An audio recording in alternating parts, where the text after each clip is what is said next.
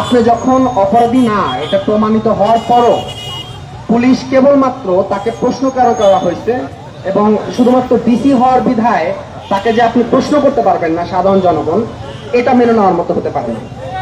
গতকালকের ঘটনা থেকে এখন পর্যন্ত বিষয়টা নিয়ে দুশ্চিন্তাগ্রস্ত এই কারণে যে আসলে মানে আমার বাবা মা পর্যন্ত ঘটনা চলে গেছে, তারা তো দুশ্চিন্তা করতেছে যে আসলে কি হয়েছে না হয়েছে। আমি তো সবাইকে ধরে ধরে এটা বুঝাতে পারবো না।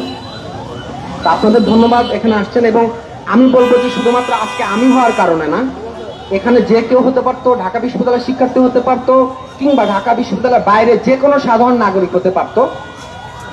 পুলিশের কোনো এখতিয়ার নাই যে কেউ যদি অপরাধী হয়ে থাকে তাকে আইনি প্রক্রিয়ায় আপনি বিচার করতেই পারেন, কিন্তু আপনি নিরপরাধ কিছু পায় নাই এরপরে আপনাকে এইভাবে হেনস্থা করে, এবং যখন আপনি দেখতেছেন আপনার কাছে কিছু নাই এবং পুরোপুরি আপনি নিরাপদ, এরপরে কিন্তু গায়ে হাত তোলা হচ্ছে।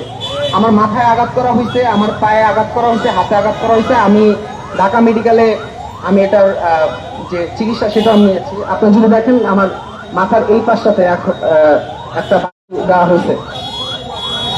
তো এই হলো পরিস্থিতি, বলার মতো আসলে কিছু ভাষা নেই।